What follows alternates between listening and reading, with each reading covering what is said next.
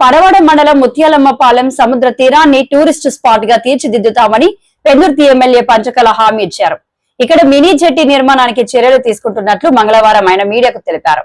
ఆరోగ్యం కోసం ప్రజలు యోగా చేయాలని పేర్కొన్నారు. వందల వేల కోట్లు ఖర్చు పెట్టి కేంద్ర రాష్ట్ర ప్రభుత్వాలు చేస్తున్నాయి అంటే మన ఆరోగ్యం కోసం, మన జీవితాలు మెరుగైన నాణ్యమైన జీవితాలు ఇవ్వటం కోసం, మన ఆయుష్ పెరిగే విధంగా దేశ ప్రజల్ని తీర్చిదిద్దటం కోసం చేస్తున్న బృహత్తరమైన కార్యక్రమం ఇది. దీన్ని సద్వినియోగం చేసుకోమని చెప్పి అందరికీ తెలియజేస్తూ, మరి ప్రధానమంత్రి గారు ఏదన్నా రాష్ట్రం వచ్చారంటే వచ్చిన కార్యక్రమం ఒకటి చేసుకెళ్లరు. ఆ రాష్ట్రానికి వరాల జల్లులు వస్తాయి, ఎంతో అభివృద్ధి సంక్షేమం జరుగుద్ది. వాటన్నిటినీ కూడా మన గౌరవ ముఖ్యమంత్రి నారా చంద్రబాబు నాయుడు గారు వారి అపారమైన అనుభవంతో అవన్నీ అందిపుచ్చుకుంది.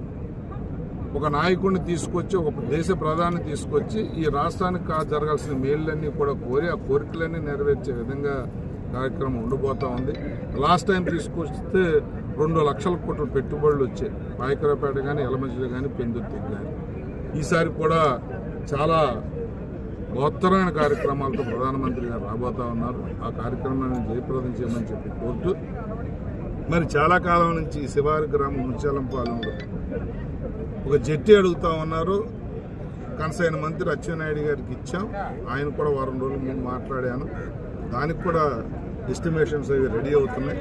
ఒక మినీ జెట్టి కూడా ఇక్కడ ఏర్పాటు చేసే కార్యక్రమం కానీ, ఏదైతే మొగ్గ దగ్గర ఇదివరకు ఫిషింగ్ బ్రహ్మాండంగా అక్కడ జరిగేది అదంతా పూడుకుపోయి యాష్ వల్ల అటు వల్ల ఫిషింగ్ కూడా పట్టలేదన్నారు. దాన్ని లోతు తవ్వించి మా సర్పంచ్ గారు చెప్పారు.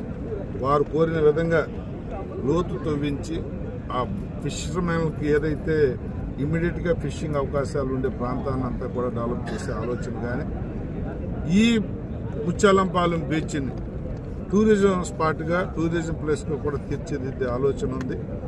ప్రమాదమే దగ్గర 100-150 కోట్లు టూరిజంలో మంత్రి గారికి పెట్టి అడగటం జరిగింది. అతి తక్కువ రోజుల్లోనే మంత్రి గారితో ఒక విజిట్కి కూడా ఇక్కడికి వస్తాం, అధికారులు అందరం వస్తాం.